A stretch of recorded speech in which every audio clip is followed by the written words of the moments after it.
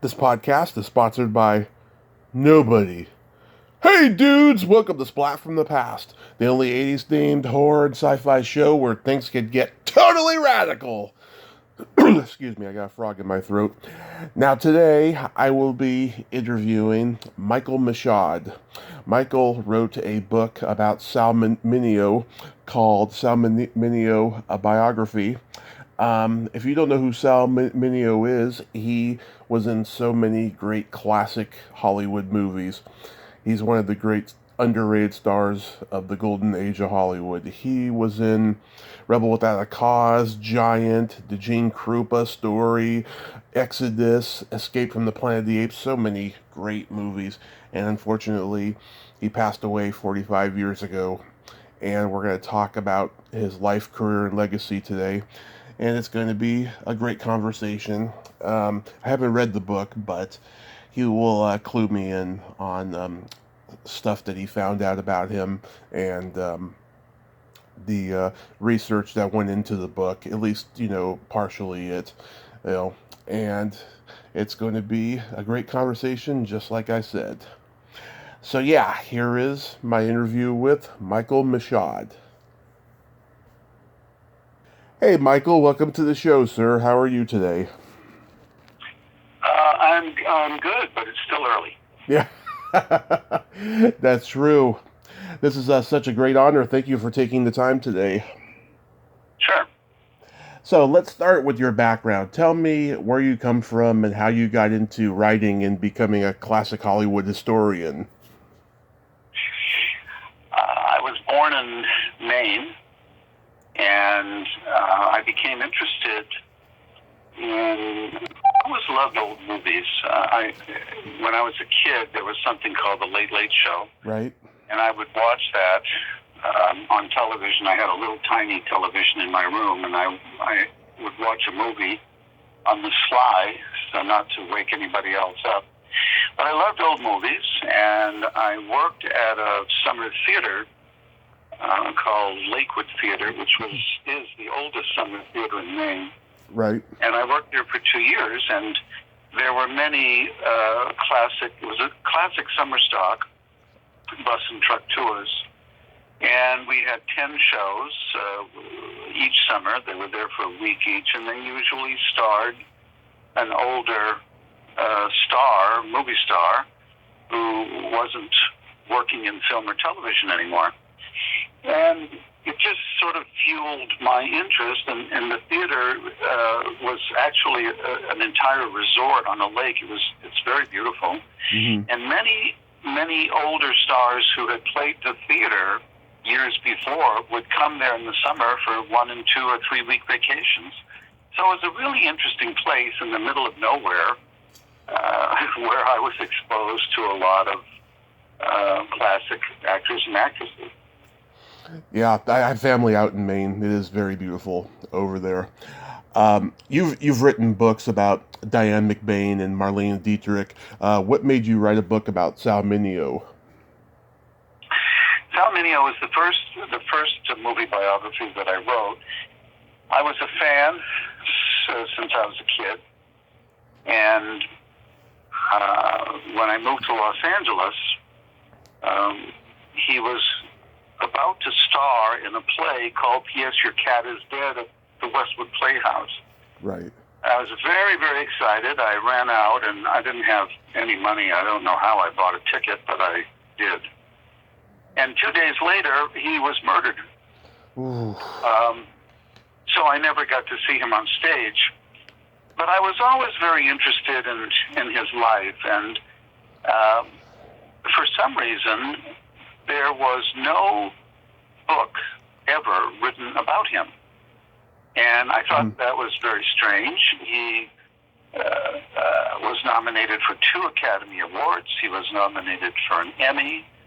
He won a Golden Globe. He won a gold record, all before he was 22 years old. And I wondered why.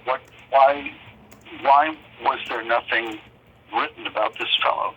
So I started doing a little research, and I discovered why. There was a lot of twists and turns in his life, and most of the people who really knew him or were good friends who were still alive didn't want to talk about him. And I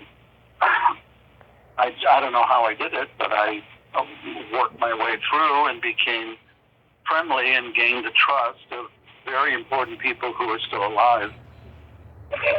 And started working on the book. I had no idea what I was doing, but I was doing research and writing something that I wanted to read about him. That's really how it came about. But it took 10 years to write the book, and it sold very quickly, and it was sold. James Franco optioned it even faster to make a film. It was quite shocking. I had no expectations whatsoever. Did you at least hear or read that his performance in that play was good? Well, he never performed in the play in Los Angeles. He did in San Francisco, and the reviews were very good. He appeared on stage at the Montgomery Playhouse. I think that was the beginning in the end of October or early November of 1975, and it closed right after the New Year, and was supposed to open. He was supposed to open in it in February 1976, and was murdered shortly before the opening.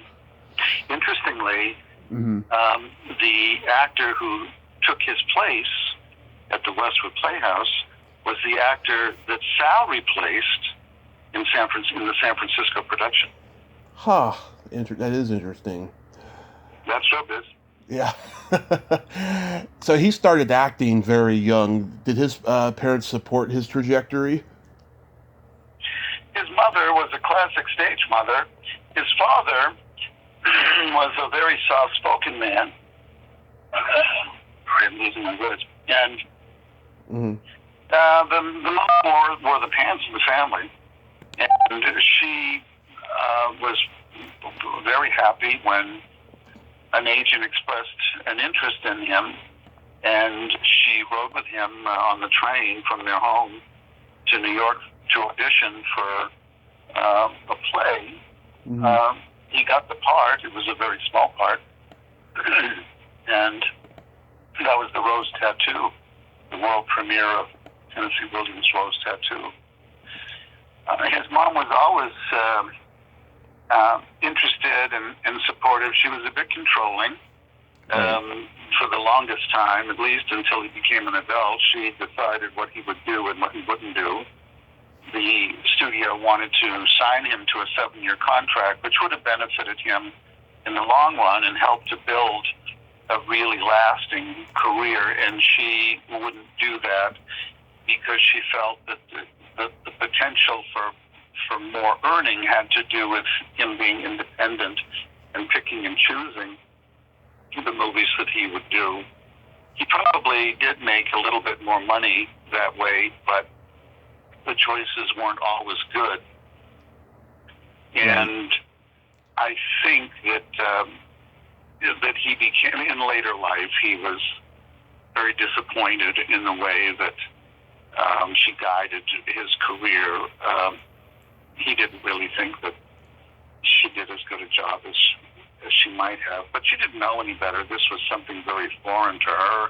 She was a housewife. Right. And, she didn't know. She was out to protect him, and which I think any parent can understand. Right, because he grew up a street gang member, and he even had a Hell's Angels connection, right? Not really. That's a myth. He used to tell all sorts of stories to make himself tougher because he was a little diminutive fellow. Yeah. He was not really in a street gang. He had buddies, and they played stickball, and once in a while one street would play against the other, but he really was not classically in a street gang. And there was really no connection to the Hells Angels. For a time, in his adulthood, he rode a motorcycle, and he liked Bass Lake up near Yosemite. He'd go up there sometimes for a couple of days, and Hell's Angels gang members sometimes would be there also, hanging out. But I would not say that he was much too soft to be a member of Hell's Angels. Yeah, wow. Did he have any formal acting training with like any of the famous New York teachers? The only training he had was with a woman named Claudia Frank in New York, and she was a very well-known teacher, but she worked primarily with stage actors. So he did, training with her, but he never studied the method. He never, or any of the formal or famous acting teachers. He didn't do any of that at all. His training was very geared towards the stage. When he came into Hollywood, mm-hmm. and started working in movies with Rebel Without a Cause, that was such an eye-opening experience for him, because Nicholas Ray had a very different way, a different approach to directing, and James Dean was very much a method actor. And Sal was really fascinated by the process, and it was very interesting to him when Nick Ray would ask the actors how they felt about something, because Sal had never experienced that before. And he really enjoyed that. But he was not formally trained as a method actor. Mm-hmm. Did Rebel Without a Cause come first, or did he already do Six Bridges to Cross and The Private War of Major Benson? Six Bridges to Cross was the first movie. It was filmed on location in Boston, and that's where he did all of his work. And that's how, by accident, or maybe by some sort of design, he came to Hollywood, because the film was shot on location and they had problems with the sound. Mm. So he came here to Hollywood with an aunt to do looping, to pick up and correct the sound for that film. While he was here, he got another job in The Private War of Major Benson. And then he heard about this movie, Rebel Without a Cause, and he auditioned as one of the gang members. He didn't have any sort of idea about a leading role. And Nick Ray thought that he looked very much like his son. And he felt that, he was really right for the role of Plato, which is a very interesting and layered character in the film. Right. And he introduced him to Dean and Natalie, and they really clicked. And actually, the movie, it's not unusual that this happens, but the movie was being rewritten as it was being filmed, because the electricity and the connection that was established between the three kids was so overpowering and unexpected that they actually changed the film so that there was more of Sal and Natalie and James Dean than there was at the beginning. Right. Did he become close to James Dean or Natalie Wood? He did. He was very... he admired James Dean very, very much. James Dean was a prankster. Sal was too, so they got along in that way. It was actually Dean who suggested Sal for the part he played in Giant, right, which starred James Dean. Sal played Angel Obregon in that film. Right. And then James Dean suggested, and Sal got the part, that he would be playing the role of Rocky Graziano's best friend and Somebody Up There Likes Me, because that was going to be Dean's next film. He died before it ever started, but Sal had the part, So Paul Newman took up the role. Sal would have done 3 movies in a row with James Dean. When he was killed, he and Natalie were in New York. They were expecting James Dean because they were doing some early publicity for the film Rebel, and that's when they heard that he had died in an automobile accident. It was, of course, very shocking to both of them. Sal remained friendly with Natalie until his death. Wow. What would you say are his best film roles? I think that Rebel Without a Cause is such an important film. He played, they couldn't be too outward about it, but he played a gay teenager, and there was really no such thing. Yeah. Appeared on the screen at that time. And his role is, he's wonderful. He just burns up the screen. He's wonderful in Exodus. And those were the 2 films, in fact, that he was nominated for an Oscar for. His best television performance was the Studio One production of Dino, which preceded the feature film of Dino. And the Studio One production of Dino starred Sal, and he was absolutely unbelievable. Unbelievable. And he was nominated for an Emmy for that role. And then in the early 1960s, he did, I think, 3 episodes guest starring on Combat, which was a great series. Right. And he played 3 different roles, and he was wonderful in those. So I would say on film, in television, those are probably the best things to watch. And all of them are available on DVD or streaming or however anybody watches anything anymore. Right. I personally love Rebel Without a Cause and the Gene Krupa story and Exodus, which he got a Golden Globe he got a Golden Globe for it. Was he always disappointed, though, that he didn't win the Oscar? He was very disappointed. The news on the columnists and reporters were all predicting that it was a shoe-in. Yes. And, he probably shouldn't have believed that. Yeah. But he did. And he was shocked, honestly, when he didn't win. He felt that that really changed his approach to movie making forever. He thought that role, rightly, he thought that role would propel him convincingly from child star to an adult actor. He was a very small person. He never really aged. He always looked about the same, and he had a very ethnic look.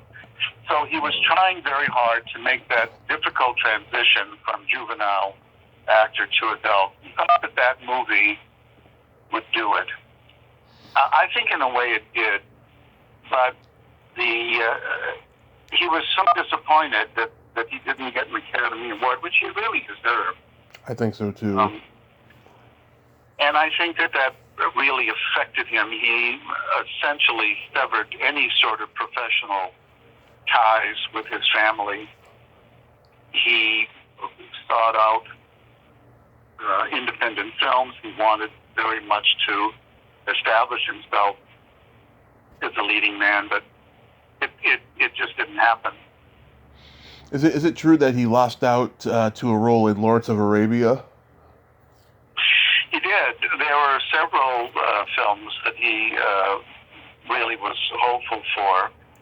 Lawrence of Arabia was one of them. The other one, I can't think of the name of it, but I believe it was Horst Buchholz who got the role, and it was about the shooting of Gandhi. And Sal, it's a good film, and Sal very much wanted that.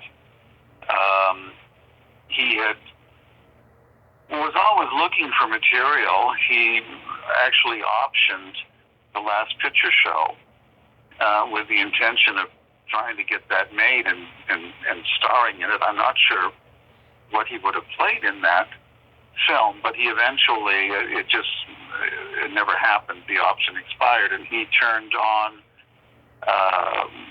who did that? Peter Bogdanovich, Right. who made a wonderful movie out of it. But he was always trying. He was optioning things. He tried to write screenplays for himself. He wanted to be a writer. He wasn't really a very good writer. He wanted to be a director. And he did have talent as a director. I think that in his later life, if he had lived, I think he would have stepped away from working in front of a camera. Mm-hmm. I think he would have been directing, producing, and maybe writing, but I think directing. He really wanted to go in that direction. Right. So who knows? It's a shame that he wasn't able to realize his full potential. Yeah. Was he easy to work with? Well, it's interesting. Everyone that I talked to, I think about 100 people, and everybody everybody loved him. Some of them said he was, there were problems. He was difficult, but they always said, but you just had to love the guy. So there was something about him, a charm that worked. He can turn it on screen, as we all know, when he wanted to. But no one really had an unkind word to say about him. The people that he directed liked him very much and felt that he was a very good director. And co-stars or people who worked with him were all very, very fond of him. I noticed, too, he worked with a couple of directors who had reputations for being difficult, whether it's Otto Preminger on Exodus or John Ford on Cheyenne Autumn. Well, John Ford was especially difficult. I think that he sensed in Sal a weakness because he wasn't a manly man. Yeah. And he called him Saul instead of Sal. He did that on purpose, and was disrespectful. Sal was paid a lot of money for that film, and it was the only reason that he had any joy when it was done, was that he was paid a fortune. Preminger was also a very difficult director. I think that he sensed the weakness that some men associate with being gay, some kind of weakness in him. But Sal also became involved with Jill Howarth during the making of that movie, and Preminger did everything he could to stop that. He tried to fix Jill up with his own son. He told Jill that Sal was a fag, and she had to stay away from him. None of that worked. They did fall in love, and they had a relationship. But Preminger was a good director, but a very difficult man. Yeah. Oh, that's just awful. Really awful. My introduction to Sal Mineo was when he was in Escape from the Planet of the Apes, and I read that he was hoping that movie was going to restart his on-camera acting career, but wasn't he uncomfortable with the makeup?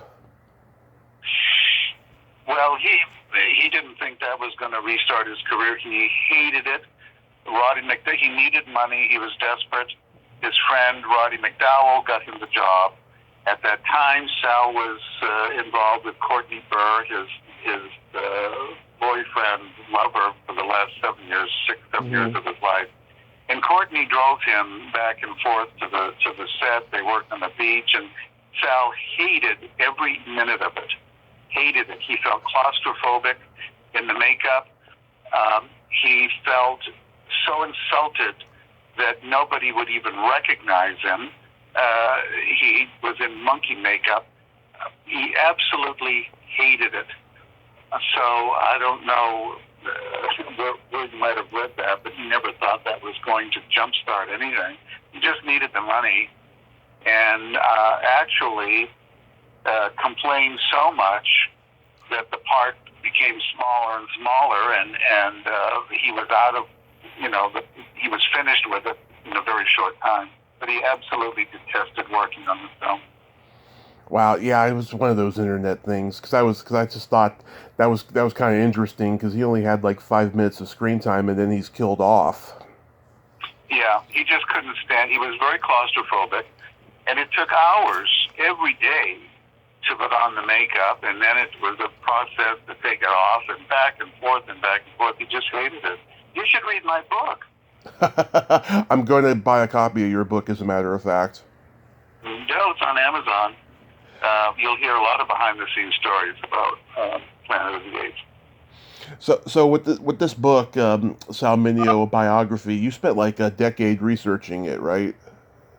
I did. It took 10 years, and I've written 5, 6 books since. They don't take 10 years anymore because I learned how to do it. Yeah.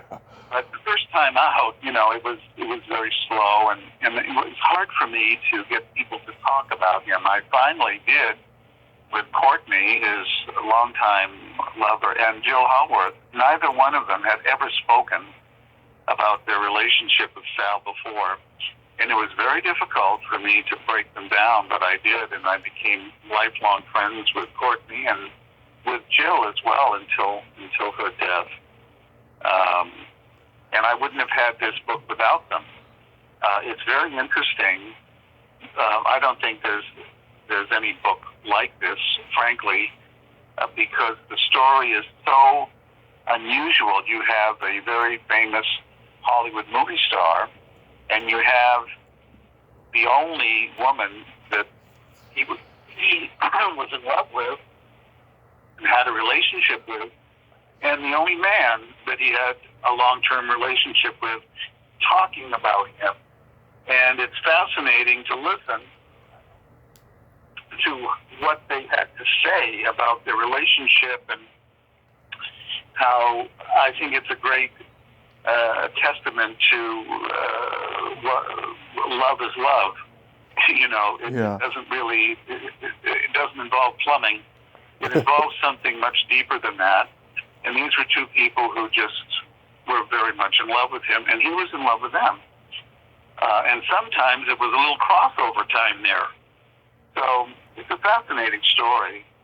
I'm very thankful to both of them for making this book as good as it is. Were you able to at least track down some distant relatives of him? His family at the time, his brother Victor was alive, and his sister Serena, who is still alive, but they didn't want to talk about it. They didn't want to talk to me because the family never really admitted that he was gay. Right. And they were afraid of, what I was going to do. And I talked about his life. I didn't trash him. I'm very respectful. But I talked about his life, and I was told the truth because he was living his truth. And, it's not fair to pretend something wasn't because somebody in the family is uncomfortable with it. After the book was published, I was contacted by a very close cousin, who, Marie was her name, and they were about the same age. And Marie contacted me, and she said that her brother, another cousin of Sal's, had read the book and given it to her to read. And she said, I told him I don't want to read that. And he said, I think you should. So she did. Mm-hmm. And she tracked me down, and she said, I just didn't know what was going to happen with this or what you were going to do. But it's a fantastic book, and you got him. You got him. And she said, I'm proud of it. He would have loved it. And, Serena, his sister, wasn't interested at all. But Marie said other cousins have read it, and they really loved the book. And I remained friendly with Marie, actually, until she passed away a couple of years ago. She was terrific. she had wonderful stories, and I was very fond of her. Oh, that's wonderful. That's a great story. Do you think a movie will ever be made about his life? Well, James Franco made a movie that's called Sal. That he optioned my book. Oh, I didn't Doesn't know that. really have too much to do with the book. The movie is about the last 24 hours of his life, which was, besides being murdered, was very uneventful. Mm-hmm. I would love to see it as a feature film. I have the rights, and if somebody's interested, I would love to. It would make a wonderful film. He was a fascinating man, and I think so much ahead of his time. There's so much about him that at that time was swept under the carpet, but today would be very relevant, and I think it would certainly interest a contemporary audience very much. I think so too. I think it's long overdue to have a biopic about Sal Mineo. You talked before about what he could have done had he lived. I easily think he could have been one of those guys that Quentin Tarantino gave a comeback to.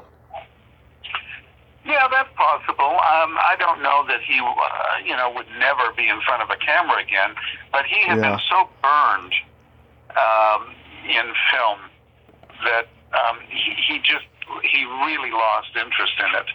And in television, he was doing stupid things for the money. You have to stay alive, and he was taking things that he really wasn't very interested in. He gave it his best, but I don't know that he would have turned down a role that would be really good or different.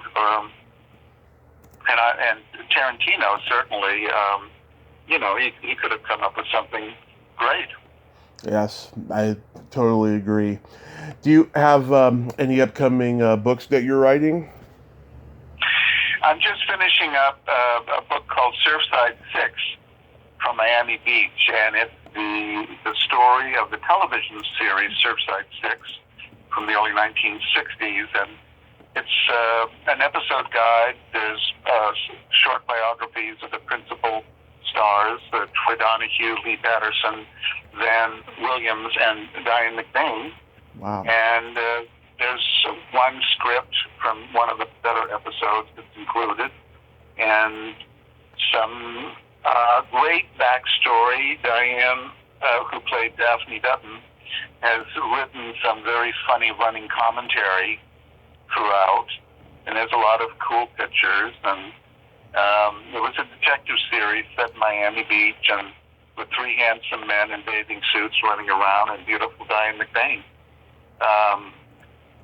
There were 74 episodes in 2 years, if you can believe that. Yeah. A 1 hour episode. But it's fun. It's very 60s, and but there's more coming. This one will be out soon. I'm just finishing the last pass edit, but there's more books coming.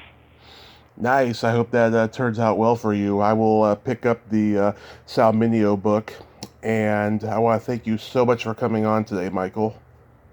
Sure thing. It was fun. Well, you have yourself a great day, and please stay safe. You too. Okay. Bye-bye. Bye-bye. Well, there you have it.